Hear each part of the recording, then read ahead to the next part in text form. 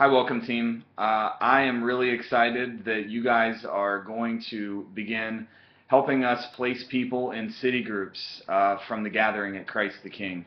It should go without saying, but I just want to let you guys know how important the job is that you do. Being able to follow up with multiple people each week and help them get connected and kind of see them through the process of being an attender or a first-time guest to becoming a member, and in some cases becoming a Christian, is just a huge ministry that this church needs right now. As we continue to grow, it's a job that requires a team. Megan is doing a great job of leading you guys, and Aaron leading the greeters portion of the welcome team. So when Megan asked me to put together a little bit of video to help you guys figure out the best way to use the city group finder form and place people in city groups, I was glad to do that. To give you a little bit of a history or a background of how we got to the finder form, I think this would be helpful for you to know. When we began, we had 36 people our second Sunday, and that was about how many people were members of the church. And it was really simple at that time. If you wanted to get in a city group, you just asked me or Michael, and we pointed you to a city group leader, and they were glad to bring you on into their city group. And as time went on and the church continued to grow, we had to get innovative and try to figure out new ways to help people find a group. If you've been around any amount of time, which most of you have, you know how much of an emphasis we place on being in a city group, that city groups are like family. We say that it's where the life of the church is lived out. It's a place where the body of Christ can fully function. These are some of the taglines we use to describe the importance of what it means to be in a city group. Everybody can't talk. Everybody can't serve. Everybody can't be known in a crowd of 200, 250 people. And that's why city groups are so key. So we make a big deal about city groups, and we want to make it easy for people to get in. So the finder form was something that we came up with just to help people find a way to get in a group really easy and to systematize it and to make it scalable. So you may be wondering why our city groups aren't wide open. Why can a person not just go to the back table, say, hey, I want a group in this part of town on this night, and just get placed? Well, there's a few reasons for that, and I think that knowing them would be helpful for you in having these conversations with people. The biggest reason, the most obvious one anyway, is security. I am not a fan of putting people's names and addresses and telephone numbers out in a public venue where people can find them. It can be very unnerving, particularly if it's more of a strange or creepy person, for lack of a more tactful way to say it.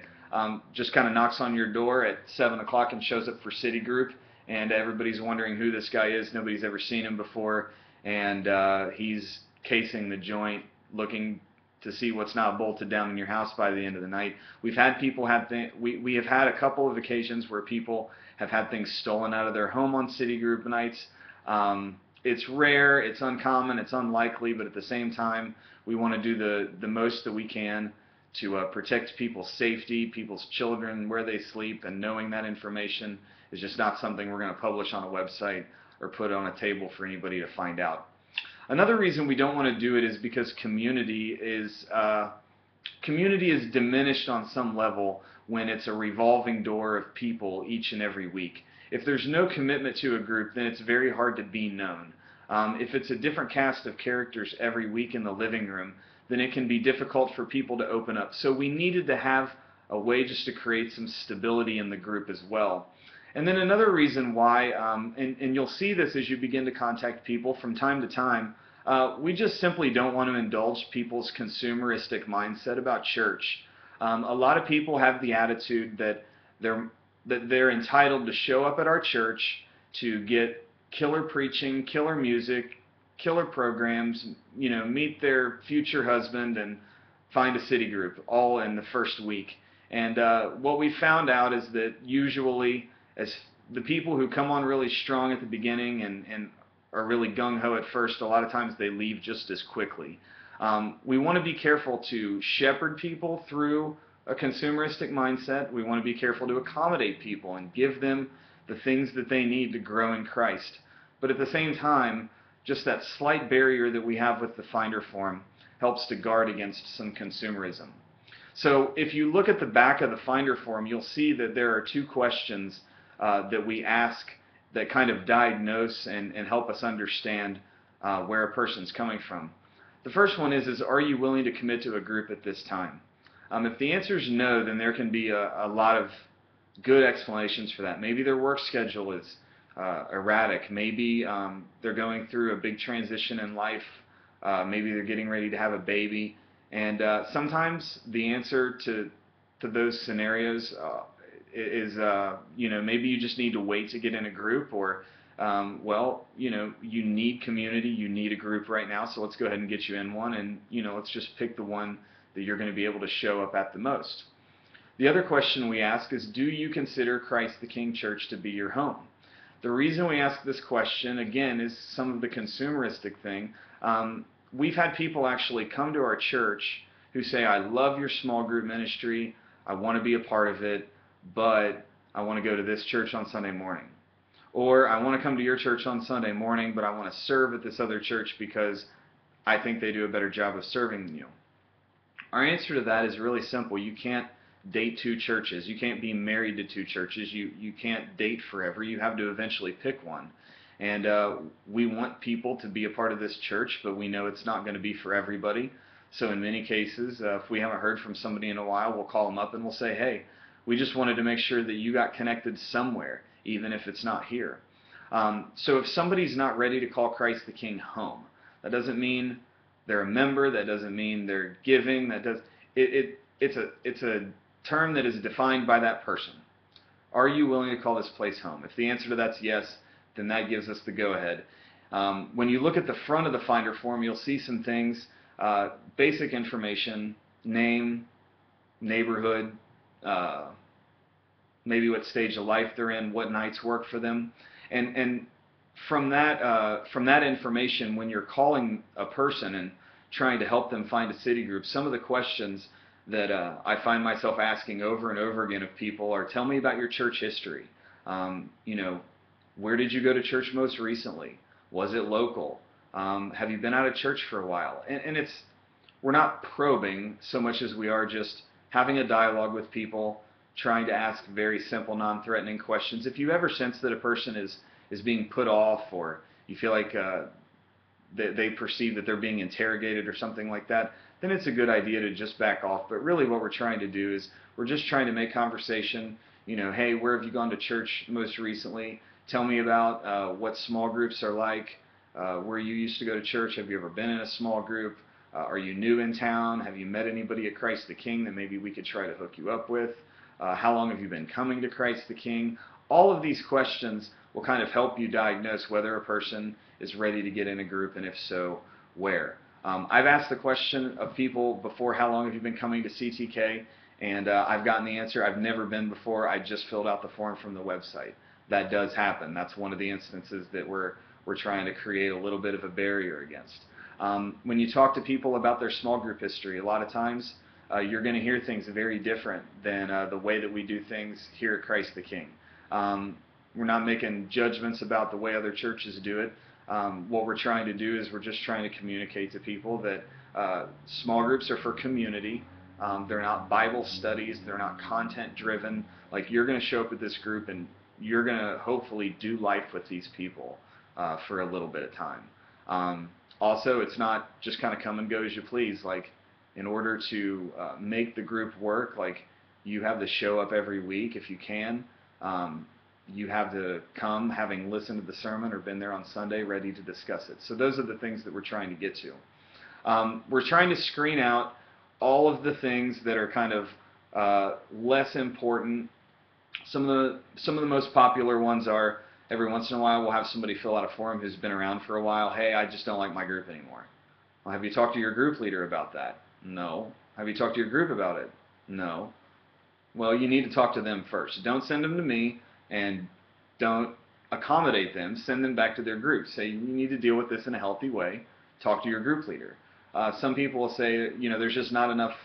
There's not enough single people, or I think the code word for this is there's not enough people in my life stage. in my group. And most of the time what that means is I want to get married and there's no single people in my group of the opposite sex. That's not a good reason to leave a city group. It may turn out to be the right move, but again, that's something they need to talk with about their group leader and not with you. We've also heard this one before. Hey, I've kind of narrowed my choices down to 2 churches, you and this other church, and the city group thing is going to be the X factor. Well, you got to use your best judgment there. It's not like we can never put that person in a group, but we need to be really clear with them. These groups are for commitments, and it'd be great. I'm going to tell the group leader, you're going to come once, and we'd really like it if you committed to the group after that, and if not, then we'd love to pray for you and help you find another church if that's what it comes to. Again, a few things. We're not trying to be gatekeepers. We're just trying to create a little bit of a gate that we're willing to open for people after a few simple steps are taken. The reason why we do this, other than the reasons I've already given you, some practical reasons, are really simply spots are limited in our groups. We don't have room to fill our groups with people who are going to show up once a month. We're always at a limitation of spots. We have to keep that in mind. There's a couple of other things that this allows us to do is we can clearly communicate our expectations on the front end and not the back end. So it's really hard if you get to go to a group just by showing up and then you're there for a month before you realize that, oh, these people are kind of committed to each other and they come ready to talk about the sermon and I had no idea what I was getting myself into. So we want to make sure that we communicate that on the front end. Some other questions that you can ask is, do you know anybody that's in a group already? You can also tell people because some people will be like, well, I don't like the idea of you assigning me a group. What if I don't like it? Well, if you don't like it, then we can try something else, but we think you will like it. I'm sorry, I'm having a hard time reading my handwriting right now. Use the language of city groups are like family. They're a place the body of Christ can fully function. City groups are a great place to get involved and to make friends and to do life with people. Those are kind of some of the things we say. The language you see on the back of the Finder form, that's language that you can comfortably use with people that just kind of hearing the same things over and over again will help them out. And then as you're helping a person find a group, date, time, what's going to work for them, the last thing you want to tell them is you want to make sure that you tell them somebody will contact you in the next 2 weeks. Don't tell them somebody's going to contact them tomorrow. Don't tell them somebody's going to contact them next week. What you're going to do is you're going to call the group leader. You're going to let the group leader know, hey, I've got this person, and they're going to show up this week or next week or however the calendar falls, and then you're going to call that person back. So let them know you're going to follow up with them, but don't make a promise that you can't keep. Sometimes groups take breaks. Sometimes group leaders go on vacation. All kinds of things happen, and we don't want somebody to think that we've forgotten about them. Another thing that you don't want to do as you're kind of wrapping up the conversation is I said don't make promises, that's one thing, but the other thing is don't give them options. I know that might not sound good at first, but if you stop and think about it, we want to narrow it down to the group that we think is going to work best for them. Don't tell them, hey, well, you could take this one, or this one. Help make the decision with them and say, all right, this is the group we're going to go with. I'm going to call the group leader, and I'm going to make sure that they're ready to take you here really soon. One other thing, last thing, in some ways the most important thing, is every once in a while we will find out that a person has filled out a Finder form and they're not yet a Christian. And anytime that happens, regardless of space, regardless of consumeristic attitudes, regardless of them wanting to find a spouse and that's why they want to get in a city group, we want to push those people to the front of the list. We always want to see, as we're able to kind of piece together information from a contact card and get to know people and find out, oh, this person's not a believer yet, we want to make sure that those people get top priority. So anyway, hopefully this has been helpful. I know it's been a little scattered, but I wanted to give you guys something to go off of before you just started calling people. Pray before you call. Take a deep breath, and hopefully you get to know somebody else and you get to help them find a city group and help them get involved and connected here at Christ the King.